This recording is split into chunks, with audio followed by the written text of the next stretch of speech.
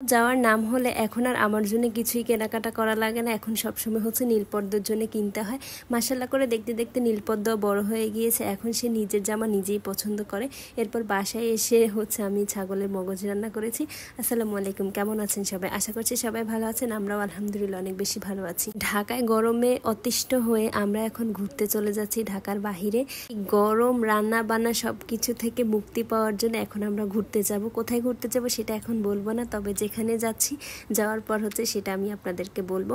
তো যেহেতু ঘুরতে আমরা যাব, তো যাওয়ার আগে একটু তো শপিং করতে হয়। যেহেতু এবারে ঈদে তেমন কিছু কিনি নেই, তাই একটু শপিং করতে যাব। তো আমরা প্রথমে 10তলা মার্কেটে এসেছি। গতকালকে এসেছিলাম 10তলা মার্কেট, তখন বন্ধ ছিল, এখনও পুরোপুরি মার্কেট সব চালু হয়নি।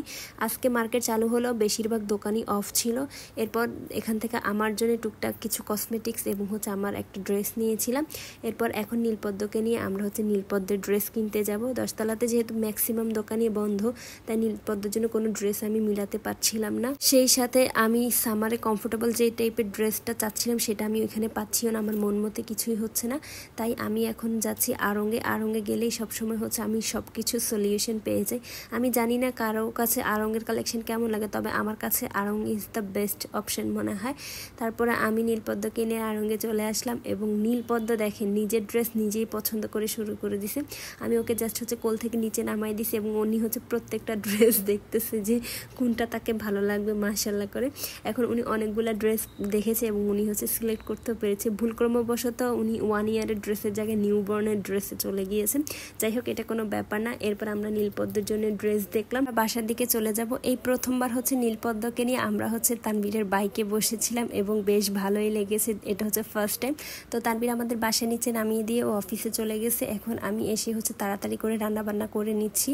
আজকে হচ্ছে 2টা পদ রান্না করব। আজকে বেগুন দিয়ে চিংড়ি মাছ রান্না করব, সেই সাথে হচ্ছে ছাগলের যে মগজটা আছে সেটা রান্না করব। পদ্মকে এসে হচ্ছে আমি খাইয়ে গোসল করিয়ে ঘুম পাড়ায় দিছি। এরপর আমি রান্না করতে চলে আসতেছি। আর বিকালের দিকে হচ্ছে আমরা আমাদের ব্যাগটা প্যাক করে ফেলবো, যেহেতু আমরা আজকেই হচ্ছে চলে যাচ্ছি ঢাকার বাহিরে। তো এটা হচ্ছে নদীর চিংড়ি মাছ তানবীর নিয়ে এসেছে। এটা সচরাচর পাওয়া যায় না, তবে ওই সেদিন পেয়ে তানবীর অনেকগুলো মাছ নিয়ে এসেছে। তো আমি এত ব্যস্ততার কারণে এগুলো আর কেটে রাখতে পারিনি। মাছগুলো দেখতে এত বেশি সুন্দর, ফ্রিজে থাকার পর কালারটা একটু চেঞ্জ হয়ে গিয়েছিল। যখন তাজা তাজা নিয়ে এসেছে তখন মাছগুলো দেখতে ইচ্ছা করতেছিল, তখনই হচ্ছে কাঁচা খেয়ে ফেলি। যেহেতু ঢাকার বাইরে চলে যাব, বাসায় অনেক সবজি ফলমূল আছে, তো সব কিছু তার একবারে খাওয়া পসিবল না। জাস্ট কিছু প্রসেস করে রাখা এবং হচ্ছে কিছু তরকারি হচ্ছে রান্না করা। তো আমি এখানে একটা বেগুন ছিল বাসায়, তো সেটা দিয়ে আলু দিয়ে চিংড়ি মাছ দিয়ে রান্না করব, তাই মশলাটাকে কষিয়ে জাস্ট হচ্ছে বেগুনটা দিয়ে দিয়েছিলাম। সেই সাথে হচ্ছে ছাগলের যে মগজ, যেটা আমরা কোরবানিতে রান্না করেছি, মানে কোরবানি দিয়েছিলাম, সেই ছাগলের হচ্ছে মগজটাই হচ্ছে আজকে ভুনা করব। তো মগজের উপরের যে প্রলেপটা আছে সেটাকে আমি সুন্দর করে পরিষ্কার করে দেন হচ্ছে এটাকে রান্না করতে দিব।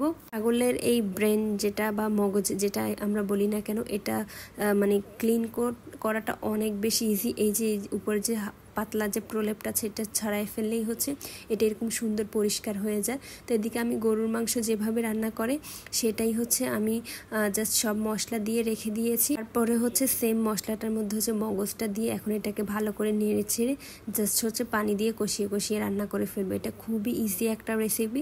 আর মানে এই মগজ খেতে আমার কাছে অনেক বেশি ভালো লাগে, সেটা ছাগলের কিংবা গরুর যেটাই হোক আমার কাছে অনেক বেশি ভালো লাগে। তো এই তো এরকম আস্তে আস্তে করে রান্না বান্না কমপ্লিট করে এরপর হচ্ছে আমি আমার বাকি কাজগুলো শেষ করে ফেলেছি। তো আজকের ভিডিওটা আমি এখানেই শেষ করছি। আশা করছি ভিডিওটা আপনাদের সবার কাছে ভালো লেগেছে। সবাই ভালো থাকবেন, সুস্থ থাকবেন আর আমাদের সবার জন্য দোয়া করবেন। আমার ভিডিওটা ভালো লাগলে লাইক কমেন্ট শেয়ার করবেন এবং আমার চ্যানেলটা সাবস্ক্রাইব করবেন। আর বাসায় সবাই অবশ্যই এটা রান্না করে খাবেন। সেই পর্যন্ত ভালো থাকেন, আল্লাহ হাফেজ।